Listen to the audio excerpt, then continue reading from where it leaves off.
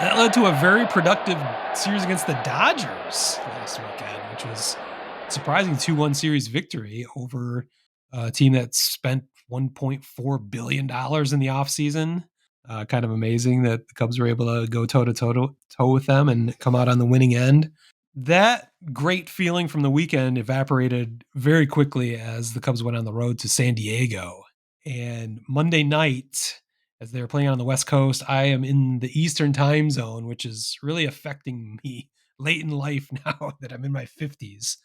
I didn't realize how cool, I think I did, but I'm realizing more and more how cool the Central time zone is. It's like the happy medium. Sure I is. loved it when I lived in Chicago. I am not liking the Eastern time zone at all.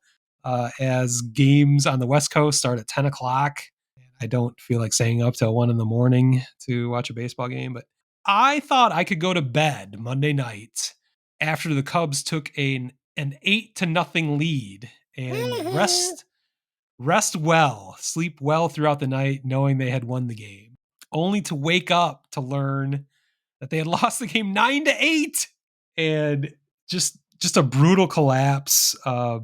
Obviously, I did not see it. I did not care to catch up on exactly everything that happened, but clearly the bullpen fell apart in a frustrating manner.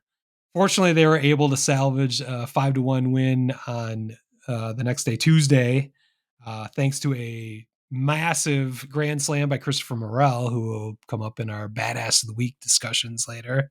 Then last night, part of the issue I've had with the Cubs rotation is they're relying on Kyle Hendricks, now 35 years old, to essentially be their number 2 starter, or number 3 at least. He is showing his age.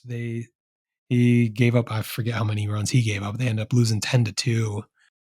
Very uncompetitive in the third time through the rotation. He's not getting anyone out after batters see him for a third time. So it was interesting. Everyone pointed out on the radio today this was his second worst 3-game span in his career. I don't. No one ever talks about what his first worst 3-game span in his career was, but it would be really bad considering what he's done so far this season. That is very concerning. And another obvious thing that I pointed out, and anybody could point out going into the season, is you cannot have Kyle Hendricks, as solid as a veteran as he is.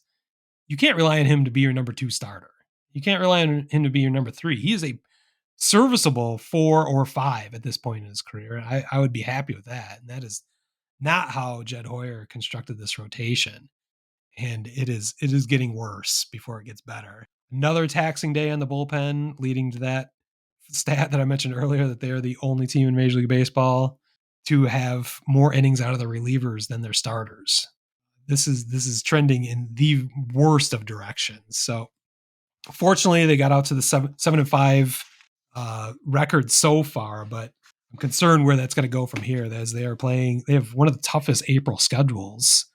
They've got Seattle coming up next this weekend, so that's going to be, as they are another playoff contender, it's going to be interesting to see how that plays out. But then they have another West Coast trip out to the NL champion Diamondbacks, so it doesn't get easier from here. So that rotation and bullpen is going to be taxed. Hopefully, the offense led by Suzuki and Morel can keep putting up big numbers. That's really the way they're going to get through this. But we shall see.